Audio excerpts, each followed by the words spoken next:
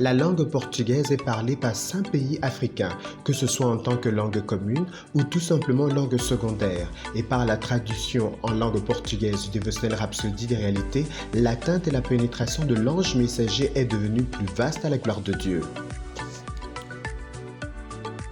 Nous avons notre programme sur une station radio de la deuxième capitale à Beira, et la station radio en fait nous a envoyé le rapport qu'ils ont beaucoup des appels des gens. Les gens demandent davantage de temps pour ce programme.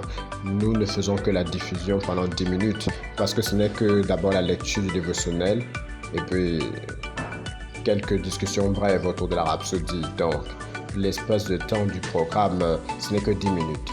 Mais les gens demandent déjà plus de temps.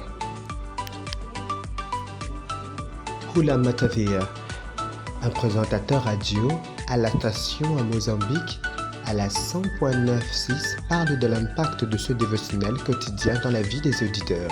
Mon nom est Julio Matavea. Je travaille avec la radio et c'est localisé ici à Bara. La fréquence 106.9.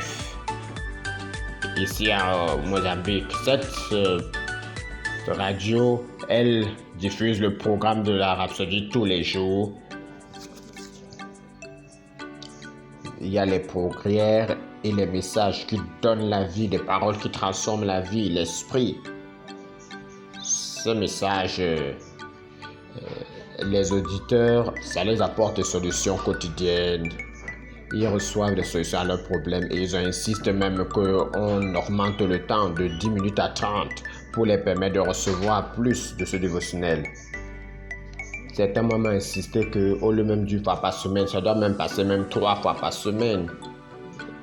Parce qu'ils disent qu'en 10 minutes, ils n'arrivent pas à recevoir tous les messages qui sont dedans pour la journée. Parce que ça les aide dans les situations quotidiennes, ça leur donne plus de compréhension sur la parole de Dieu. Ce message apporte le salut aux personnes à Beira. Merci. Patricia Alfredo est rentrée en contact avec la Rhapsodie des réalités en 2020 à la radio. Elle partage comment est-ce qu'elle a reçu son miracle en écoutant et en faisant la prière et les confessions qui se trouvaient dans la Rhapsodie des réalités à la radio. Patricia Alfredo. Mon nom est Patricia Alfredo Pieri et je réside à Genio. Je vous remercie Dieu pour cette rhapsodie. Je suis entrée en contact avec la rhapsodie en 2020. J'ai aussi eu à écouter la rhapsodie à la radio. Quand j'ai d'abord reçu la rhapsodie pour la première fois, je n'y ai pas accordé beaucoup d'importance. Un jour, j'étais à la maison et je ne me sentais pas bien. J'avais des douleurs d'estomac et des maux de tête. Puisque je n'avais pas de copie physique, j'ai décidé d'écouter la radio. J'ai écouté la prière de la rhapsodie et je l'ai déclarée sur moi-même.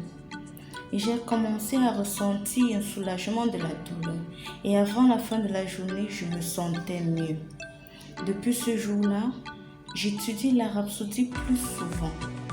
Et je vis maintenant une vie de santé et de paix. J'ai reçu une promotion à mon lieu de service et je me réjouis.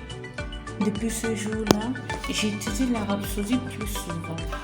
Et je vis maintenant une vie de santé, de paix. J'ai reçu une promotion à mon lieu de service.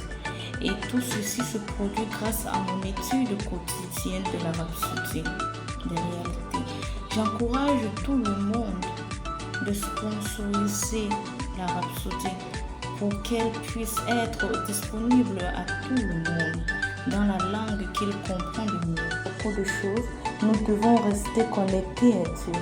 Grâce aux différents articles qui s'y trouvent et qui enseignent la parole, ça nous aide à rester en Dieu et que Dieu demeure en nous. Et je remercie Pasteur Chris d'avoir permis que Dieu l'utilise pour écrire cette parole de Dieu dans la rhapsodie. Leur donnant l'évangile dans la langue de leur cœur. Joignez-vous à nous aujourd'hui, comme nous répandons la vérité auprès de tous les hommes dans la langue qu'ils comprennent le mieux. Vous pouvez le faire en prenant avantage de la campagne Rocam qui est en cours. Que Dieu vous bénisse.